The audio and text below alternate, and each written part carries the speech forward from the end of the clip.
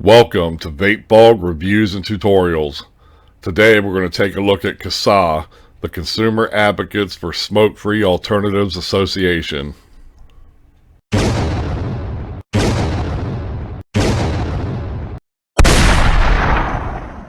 I'm not going to go into like a whole lot of detail about the CASA website. You can go look this up yourself and do your own research at casa.org. That's CASAA.org. Really, what I'm wanting to take a look at today is an article on their website, which is under the CASA printable materials section. The article is called Peering Through the Mist, Systematic Review of What the Chemistry of Contaminants in Electronic Cigarettes Tell Us About Health Risks. This is a pretty extensive document. I believe it was back in May. I'm not exactly sure how long this research went on, but as you can see, it's quite extensive. This article covers the chemical composition, propylene glycol, vegetable glycerin, flavorings, nicotine, all these various components that make up an e-cigarette, the battery, the coils, all that kind of stuff. And they discuss in the article what the health risks and effects and stuff like that is, because there's been a lot of talk and speculation going around that there's all kinds of like formaldehyde and carcinogens and stuff like that in e-cigarettes. While there is trace amounts of formaldehyde, it's only when e-liquid is heated to extreme temperatures. It's not anything, it doesn't get produced when you're doing normal vaping. So what it is tests that have been conducted, they take it to the extreme. It's not even like how a vapor would normally vape, and the temperatures are just really ridiculous, and the coils are overheated and all that kind of stuff. And then yes, it does produce some formaldehyde and some other things, but and even then when it does, it's still even if you were exposed to that, it would still be at a ridiculously low level that's not of any health concern.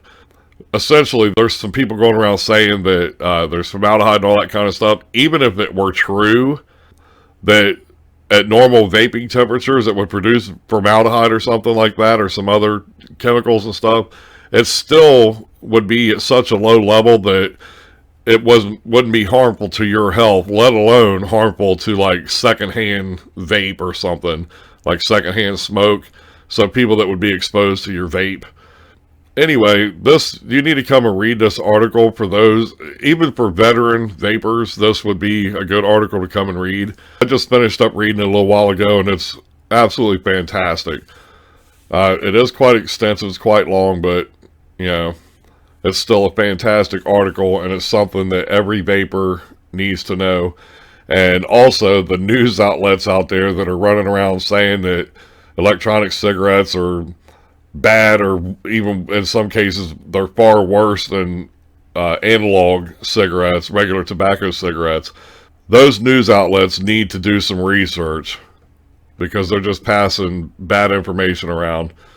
So I highly recommend coming to CASA.org and clicking on their printable documents section. Let me pull back here and see if I can find this for you. We'll go back to the home page.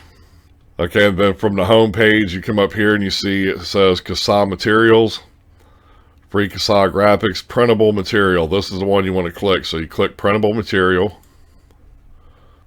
Okay, then from the Printable Material, it's the very first one here at the top. Okay, and there's also some other great things down in here as well.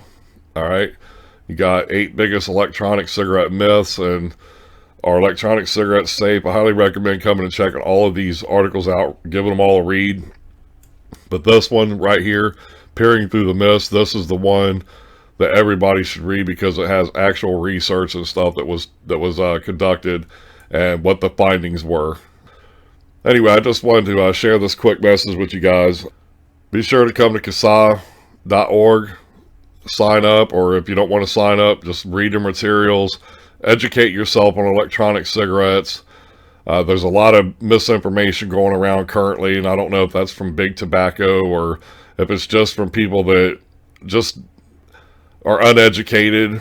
And as far as electronic cigarettes are concerned, I just don't know where all that information is coming from. But I highly recommend coming here and educating yourself on the real story behind electronic cigarettes. I was a smoker for 27 years, and I feel like electronic cigarettes has actually saved my life. Okay, they got a section here that's fact and science, tobacco harm reduction. I mean, there's all kinds of stuff here. There's a lot of fantastic information on this website, so definitely come and check out CASA.org. Okay, so here's another cool little document that I found on the CASA website. Which would you choose for your nicotine addicted patient? So I guess this is if you were a doctor. So they're showing a cigarette here, and they're showing everything that causes. One thing I didn't know is that tobacco cigarettes can cause Alzheimer's disease. I didn't know that. My mom actually died from Alzheimer's disease in 2009. She was 79 years old, and she was a smoker for probably about a little over 60 years, I would imagine. She was 79. She started when she was a teenager, so she lost her teeth in her 30s, and she even ended up with kidney cancer towards the end of her life in the last couple of years, though that wasn't actually what killed her. It was Alzheimer's disease. Tobacco cigarettes can cause all kinds of different things that I didn't know. Alzheimer's was a big one. That was a pretty big eye-opener to find that one out. At the bottom of the document, you see a comparison between electronic cigarettes and tobacco cigarettes. And we see the ingredients for electronic cigarettes as propylene glycol, glycerin, nicotine, and food flavoring, as compared to a traditional cigarette, which has nicotine, benzene, formaldehyde, lead, tar, methanol, hydrogen cyanide, butane, ammonia, chloroform, carbon monoxide, acetone, aluminum, carbon dioxide, cadmium, arsenic, ethanol, vinyl chloride, radon. I mean, and 3,500 more chemicals plus 50 known carcinogens. I mean, really? Really? And they're going to say that electronic cigarettes are worse for you or just as bad as a fucking traditional tobacco cigarette? Are you kidding me? Sorry about the language, but that absolutely burns me up when I hear people say spout that kind of ignorance and nonsense. Electronic cigarettes, though, I'm sure are not 100% safe. They are far better for you than a freaking tobacco cigarette. Sorry, they just are. So, anyway, sorry about that little rant there. Come check out CASA.org. It is a fantastic website. Please educate yourself when it comes to your vaping and tobaccos and all that kind of stuff.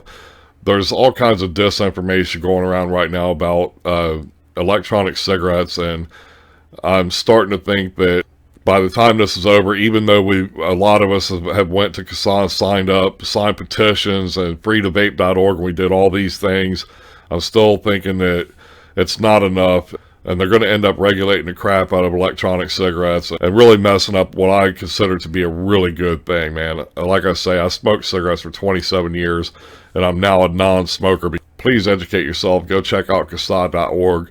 And thanks for watching. Take care.